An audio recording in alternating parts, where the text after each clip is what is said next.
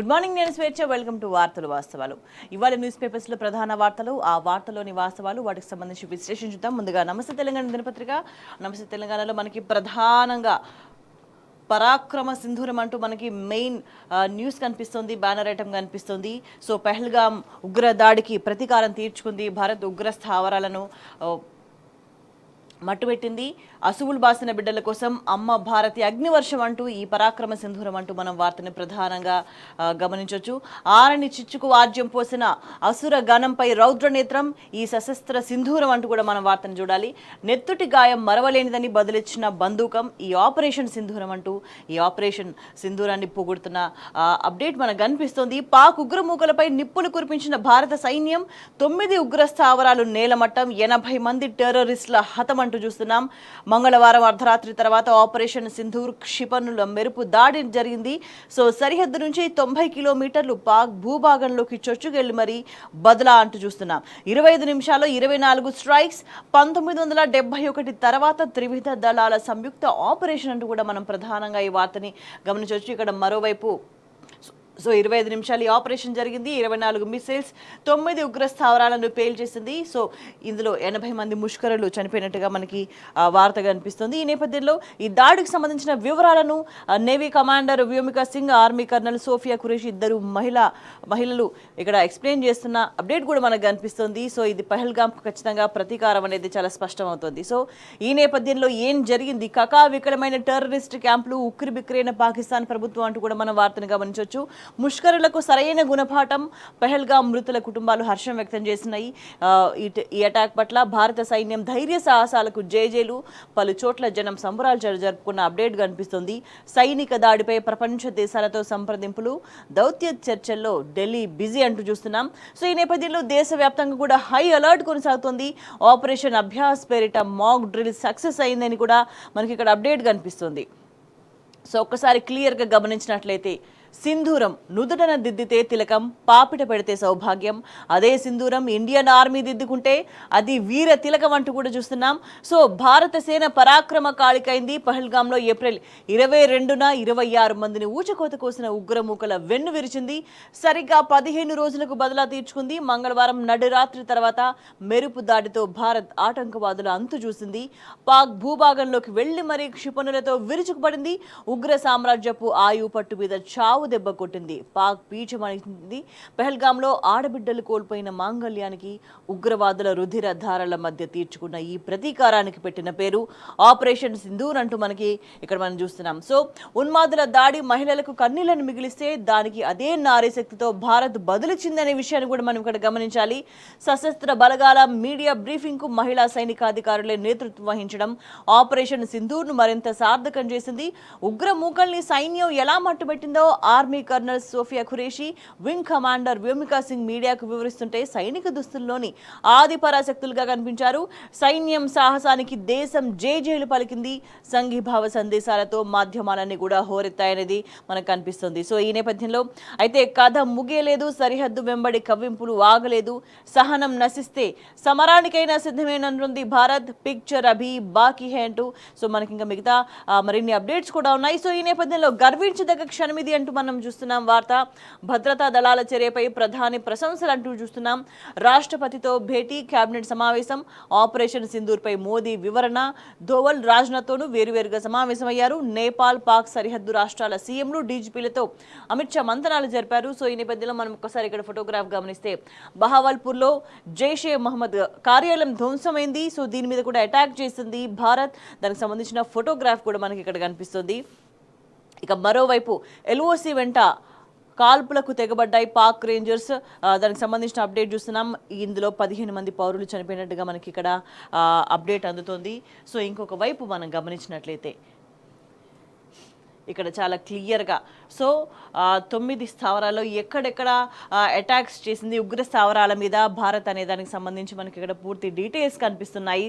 So మొదటి స్థావరాన్ని చూసుకుంటే మర్కజ్ సుభాన్ బహవల్పూర్కి సంబంధించి సో ఇది జైషే ఆపరేషన్లో హెడ్ క్వార్టర్గా ఉంది. సరిహద్దు నుంచి 100 కిలోమీటర్ల దూరంలో ఉంది. మొదటగా దీన్ని టార్గెట్ చేసింది. ఇందులో జైషే హెడ్ క్వార్టర్ పూర్తిగా ధ్వంసం అయిపోయింది. అప్డేట్ కనిపిస్తోంది. ఇక మరోవైపు రెండవ స్థావరం సరిహద్దు నుంచి 30 కిలోమీటర్ల దూరంలో ఉంది. మురిద్గేకి సంబంధించి మర్కజ్ తైబా అనే ప్రదేశంలో ఇది లష్కరే తైబా క్యాంపు కార్యాలయంగా పనిచేస్తుంది. సో దీని మీద కూడా అటాక్ జరిగింది, అక్కడ కూడా విధ్వంసం చేసింది భారత్. మరోవైపు చూసుకుంటే తెహరా కలాన్ అనే చోట సర్జల్ క్యాంప్ నడుస్తుంది. ఇది జైషే మహమ్మద్ రవాణా క్యాంప్గా కొనసాగుతోంది. ఇది సరిహద్దుకు 8 కిలోమీటర్ల దూరంలో ఉంది. సో నెక్స్ట్ 4th వన్ మనం గమనించినట్లయితే మెహమూన్ జోయా, సియాల్కోట్కి సంబంధించి మెహమూన్ జోయా అనే స్థావరాన్ని పేల్చేసింది భారత్. ఇది హిజ్బుల్ టెర్రర్ ఫోర్ట్గా పనిచేస్తుంది, సరిహద్దు నుంచి 15 కిలోమీటర్ల దూరంలో ఉంది. ఇక 5వ స్థావరాన్ని మనం చూసినట్లయితే బర్నాలాకు సంబంధించి మర్కజ్ అహ్లే హాదిత్ అనే స్థావరాన్ని కూడా మట్టుబెట్టింది భారత్. లష్కరే తైబా ఆయుధాగారంగా పనిచేస్తుంది. ఈ ప్రాంతం సరిహద్దుకు 10 కిలోమీటర్ల దూరంలోనే ఉంది ఇది.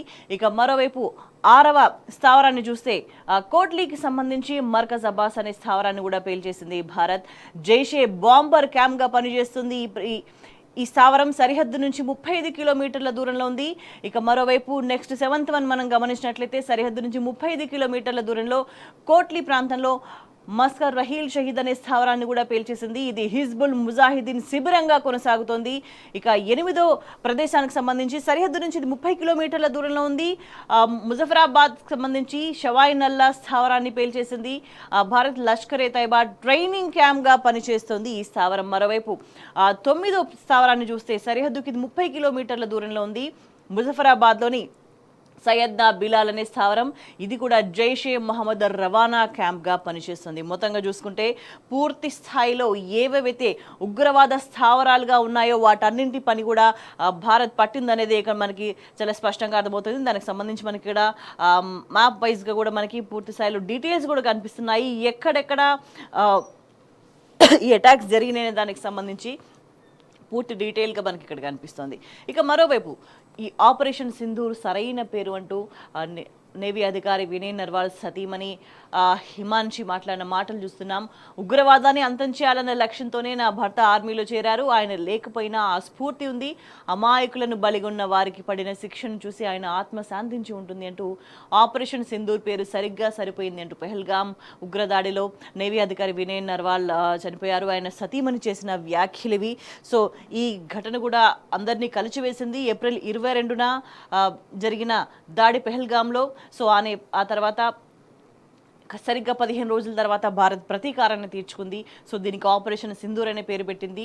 సో ఈ పేరు సరైంది అంటూ నేవీ అధికారి వినయ్ నర్వాల్ సతీమణి హిమాన్షి మాట్లాడిన మాటలు మనకు కనిపిస్తున్నాయి. ఇంకోవైపు చూసుకుంటే ఉగ్రవాదం అంతం కావాల్సింది అంటూ మనం చూస్తున్నాం. ఉగ్రవాదం ఉన్మాదం ఏ రూపంలో ఉన్నా, ఏ దేశంలో ఉన్నా ప్రపంచ మానవాళికి నష్టమే. భారత సైనిక పాటవానికి భారతీయుడిగా గర్విస్తున్నా అంటూ బీఆర్ఎస్ అధినేత మాజీ ముఖ్యమంత్రి కేసీఆర్ చేసిన వ్యాఖ్యలు ఇక్కడ మనకి ప్రధానంగా కనిపిస్తున్నాయి. సో ఉగ్రవాదం అనేది ఉండకూడదు, ఏ దేశంలో ఏ రూపంలో ఉన్నా కూడా అది మానవాళికి నష్టమే కలిగిస్తుంది అంటూ కేసీఆర్ చేసిన వ్యాఖ్యలు మనకి ఇక్కడ క్లియర్గా కనిపిస్తున్నాయి. ఇక మరోవైపు చూస్తే దుమ్ము రేపిన రాఫెల్ అంటూ చూస్తున్నాం.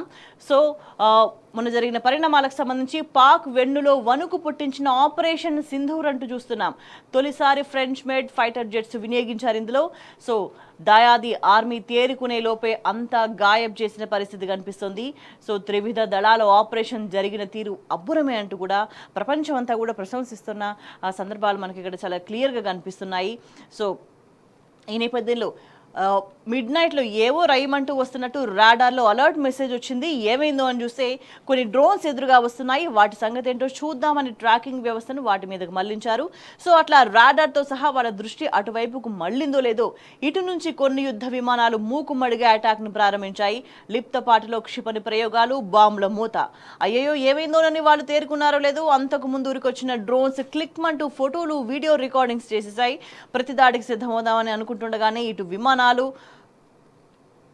గాయబైనాయి, అటు డ్రోన్లు మటమాయమైపోయినాయి. ఇదేదో హాలీవుడ్ థ్రిల్లర్ మూవీ అనుకుంటే పొరపాటే.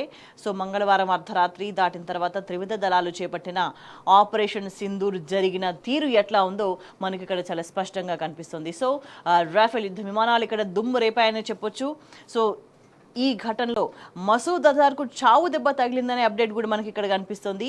10 మంది కుటుంబ సభ్యులు హతమయ్యారు, 4 సన్నిహితులు కూడా చనిపోయినట్టుగా కూడా సమాచారం అందుతోంది. సో ఇది ఆపరేషన్ సింధూర్కి సంబంధించిన అప్డేట్ అయితే. మరొక వైపు కర్రెగుట్టలో ఎదురు కాల్పులు జరిగినట్టుగా మనకి మరో అప్డేట్ కనిపిస్తుంది. మృతుల్లో పార్టీ అగ్రనాయకుడు ఉన్నట్టుగా అనుమానం కలుగుతుంది. దానికి సంబంధించి క్వశ్చన్ మార్క్తో మనం ఇక్కడ హెడ్లైన్ చూస్తున్నాం. సో ఇందులో 26 మంది నక్సల్స్ చనిపోయినట్టుగా మనకి అప్డేట్స్ అందుతున్నాయి. ఇక మరోవైపు చూస్తే ఉద్యోగులను వేరు చేసే కుట్రలొద్దు అంటూ మనం ఇంకో వార్త చూస్తున్నాం. ఇది రాష్ట్రానికి సంబంధించింది. డిమాండ్ల సాధనకు అండగా ఉంటాం, ఉద్యమ కార్యాచరణ రూపొందిస్తాం, ఉద్యోగులను అవమానించడం సరికాదు అంటూ సర్కారు మీద బీఆర్ఎస్ నేతలు మండిపడ్డ వార్త మనకి ఇక్కడ మరోవైపు స్పష్టంగా కనిపిస్తుంది. ఫార్మా భూములపై సర్కార్ ధిక్కరణ అంటూ చూస్తున్నాం. హైకోర్టు సీరియస్ అంటూ మనకి ఇంకో హెడ్లైన్ కనిపిస్తుంది. సో స్టే ఉండగా ఫార్మా భూముల్లో అధికారులు సర్వే చేసిండ్రు, ఉపాధి కోల్పోయామంటూ హైకోర్టుకు వెళ్ళిండ్రు కూలీలు. అధికారుల తీరుపై హైకోర్టు తీవ్ర ఆగ్రహం వ్యక్తం చేసింది. కలెక్టర్, ఆర్డీఓ, తహసీల్దార్కు షోకాస్ నోటీసులు ఇచ్చింది. సో దీనికి సంబంధించి 4 వారాల్లో వివరణ ఇవ్వాలని ఆదేశాలు జారీ చేసింది హైకోర్టు. సో రంగారెడ్డి జిల్లా యాచారం మండలంలోని ఫార్మా బాధిత గ్రామాల్లో కోర్టు స్టే ఉన్నా కూడా అక్కడి భూములను ప్రభుత్వ అధికారులు సర్వే చేసి ఫెన్సింగ్ వేసిండ్రు. సో దీన్ని హైకోర్టు తీవ్రంగా పరిగణించింది. అధికారులు కోర్టు ధిక్కరణకు పాల్పడ్డారంటూ షోకాస్ నోటీసులు కూడా జారీ చేసింది. మీపైన చర్యలు ఎందుకు తీసుకోకూడదో కోర్టుకు వచ్చి చెప్పాలని కూడా ఆదేశించిన పరిస్థితి ఇక్కడ మనకి కనిపిస్తుంది. ఇంకా మరోవైపు చూసుకుంటే అందాల పోటీలపై సందిగ్ధత అంటూ మనం ఇంకో వార్త చూస్తున్నాం.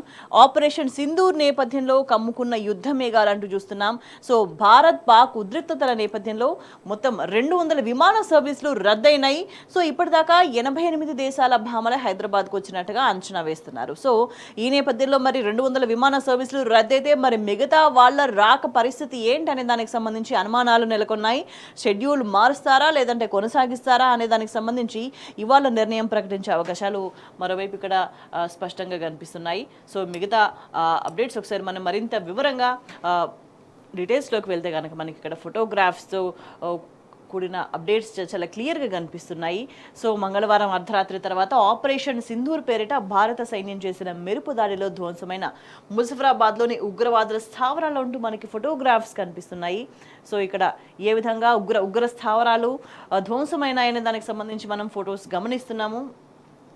సో పెద్ద ఎత్తున ఇక్కడి నుంచే ఒక విధ్వంసాలకు కుట్రలు పన్నుతూ అమాయకుల ప్రాణాలు పొట్టను పెట్టుకున్న పరిస్థితి మనకు కనిపించింది. సో దీనికి భారత్ పెహల్గాం ఉగ్ర దాడికి ప్రతీకారంగా ఈ దాడులకు పాల్పడింది. ఈ మెరుపు దాడుల్లో కూడా ఉగ్ర స్థావరాలని కూడా ఇట్లా తునాతునకలైపోయిన పరిస్థితి మనకి చాలా స్పష్టంగా కనిపిస్తుంది. సో ఇందులో మొత్తంగా ఒకసారి గమనించినట్లయితే 80 మంది ఉగ్రవాదులు హతమైనారు. ఇందులో ఈ చనిపోయిన వాళ్ళలో జైష్ చీఫ్ కుటుంబ సభ్యులు కూడా ఉన్నారు. సో 25 నిమిషాల్లో 24 స్ట్రైక్స్తో 9 ఉగ్రవాద క్యాంపులన్నీ కూడా నీలమట్టమైనాయి. 1971 తర్వాత భారత త్రివిధ దళాలు చేపట్టిన జాయింట్ ఆపరేషన్ ఇదే అంటూ కూడా మనకు కనిపిస్తుంది.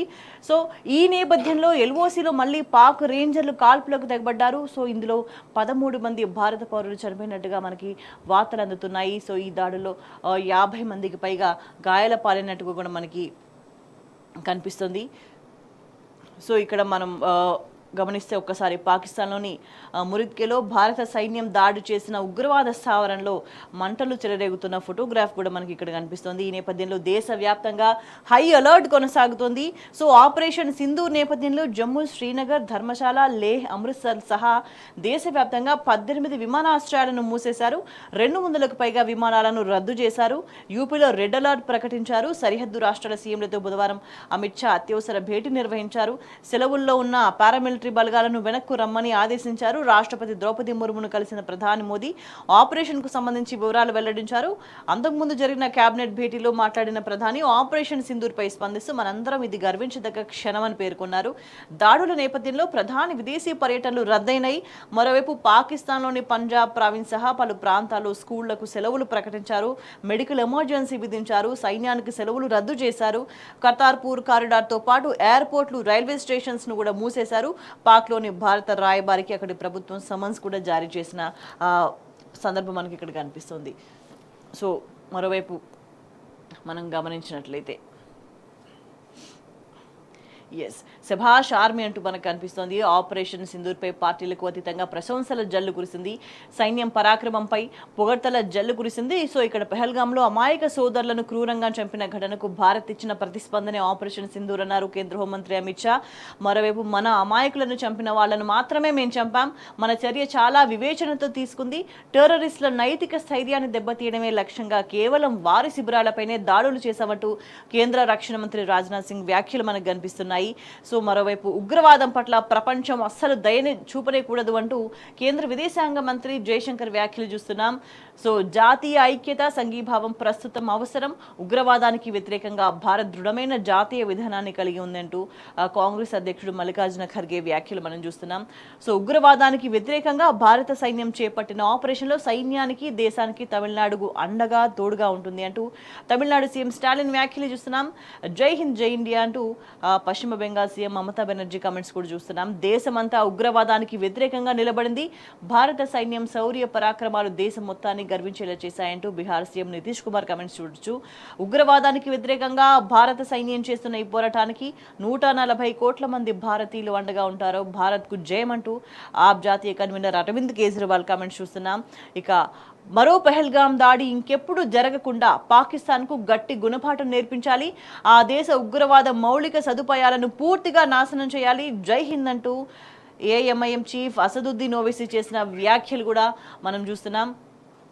సో ఇక్కడ ప్రధానంగా ఉగ్ర స్థావరాలే లక్ష్యంగా సైనిక దాడి జరిగినట్టుగా మనకి చాలా క్లియర్గా సమాచారం ఉంది. సో ఆపరేషన్ సింధూర్ వివరాలను వెల్లడిస్తున్న విదేశాంగ శాఖ కార్యదర్శి Vikram Misri, colonel Sophia Qureshi, wing commander Vyomika Singh మనకి ఫోటోగ్రాఫ్లో కనిపిస్తున్నారు. సో ఇక్కడ చాలా క్లియర్గా చెప్తున్నారు, పౌరులను సైనిక శిబిరాలను టార్గెట్ చేయలేదు అని విషయాన్ని చాలా క్లియర్గా చెప్తున్నారు. కేవలం ఉగ్ర స్థావరాలు లక్ష్యంగా మాత్రమే దాడులు చేశాము, ఎందుకంటే ఇవి ప్రమాదకరంగా పరిణమించాయి. సో అనవసరంగా అమాయకుల ప్రాణాలు బలిగొంటున్నాయి ఉగ్రస్థావరాలు కాబట్టి. సో ఎక్కడ కూడా పాక్ పౌరులు కానీ సైనిక శిబిరాలకు సంబంధించి ఎక్కడ టార్గెట్ చేయలేదు, కేవలం ఉగ్రవాద స్థావరాలను మాత్రమే మేము మట్టు పెట్టామనే క్లియర్ ఇండికేషన్స్ ఇచ్చింది భారత్. ప్రధానంగా ఇద్దరు మహిళా అధికారులకు సంబంధించి ఎవరి సోఫియా వ్యోమిక అంటూ కూడా అంతా చర్చించుకుంటున్న సందర్భం. సో చరిత్రలో మొదటిసారిగా మహిళా అధికారులతో మీడియా సమావేశాన్ని నిర్వహించడం జరిగింది. సో మొట్టమొదటిసారి భారతదేశ చరిత్రలో ఒక భారీ సైనిక ఆపరేషన్ వివరాలు వెల్లడించడానికి అధికారిక విలేకరుల సమావేశాన్ని ఇద్దరు మహిళా అధికారులు నిర్వహించారు. సో భారతీయ సైన్యానికి చెందిన కర్నల్ సోఫియా ఖురేషి, భారతీయ వైమానిక దళానికి చెందిన వింగ్ కమాండర్ వ్యోమికా సింగ్ ఈ సమావేశంలో పాల్గొన్నారు. సో ఎక్కడ కూడా తడబాటు లేకుండా వాళ్ళు చేసిన ప్రకటనలు ఉగ్రవాదంపై భారత్ దృఢ సంకల్పాన్ని మాత్రమే కాకుండా సాయుధ దళాల్లో నారీ శక్తి పెంపును ప్రతిబింబించినాయి. సో 2016లో the ASEAN plus multinational training ఎక్సర్సైజ్లో భారతీయ సైన్యానికి చెందిన ట్రైనింగ్ కంటింజెంట్ ఫోర్స్ 18కి సారథ్యం వహించిన తొలి మహిళా అధికారిగా సోఫియా ఖురేషి చరిత్రలో నిలిచారు. సో ఇందులో పాల్గొన్న అన్ని దేశాలకు చెందిన సభ్యుల్లో 35 సోఫియా మాత్రమే ఏకైక మహిళా కంటింజెంట్ కమాండర్గా ఉన్నారు. సో ఆపరేషన్ సింధూర్ గురించి ఆమె మాట్లాడిన తీరు, ఆమె నాయకత్వ లక్ష్యాలను ప్రస్ఫుటం వ్యక్తం చేసిందన్నట్టుగా మనకి ఇక్కడ అప్డేట్ అందుతుంది. మరోవైపు వింగ్ కమాండర్ వ్యోమికా సింగ్ భారత వైమానిక దళంలో అనేక సాహసోపేత విధులు నిర్వర్తించారు, వైమానిక దళంలో గౌరవప్రదమైన స్థానంలో కొనసాగుతున్నారు. ఈశాన్య భారతంలో వరద సహాయ కార్యకలాపాల్లో అందించిన సేవలకు సిగ్నల్ ఆఫీసర్ ఇన్ చీఫ్ నుంచి ప్రశంసలు, అనేక పురస్కారాలు అందుకున్నారు. 2004లో వైమానిక దళంలో చేరిన ఆమె హెలికాప్టర్ ఫ్లయింగ్ లో విశిష్ట సేవలు అందించారు. చేతక్ చీతా హెలికాప్టర్స్ ను నడిపిన ఆమె 2017లో వింగ్ కమాండర్ హోదాకు ఎదిగారంటూ మనకి ఇక్కడ సమాచారం అందుతుంది. సో నారీ శక్తిని ప్రతిబింబిస్తా కూడా ఇవాళ దేశం గర్వించే విధంగా కూడా ఉగ్ర స్థావరాల మీద అటాక్ జరిగిందనే దానికి సంబంధించి మనకి అప్డేట్స్ చాలా క్లియర్గా కనిపిస్తున్నాయి. ఇక మరోవైపు సో ఇక రాష్ట్రంలో ఎటువంటి పరిణామాలు ఉన్నాయి, ఎటువంటి సమస్యలు ఉన్నాయనే దానికి సంబంధించి మనం ఒకసారి దృష్టి సారించినట్లయితే మనకి సో అనేక అప్డేట్స్ కనిపిస్తున్నాయి. సో ఈ ఉగ్రవాదుల మీద చేసిన అటాక్కు సంబంధించి నేతలు స్పందించారు. ఇండియన్ ఆర్మీకి సెల్యూట్ అన్నారు కేటీఆర్, ధైర్యం మన సైన్యమే అన్నారు హరీష్ రావు, సహించేది లేదు అంటూ ఎమ్మెల్సీ కవిత కామెంట్స్ మనం చూడొచ్చు. ఉగ్రవాదులను అంతమొందించాలి అంటూ వద్రాజు రవిచంద్ర కామెంట్స్ చూడొచ్చు.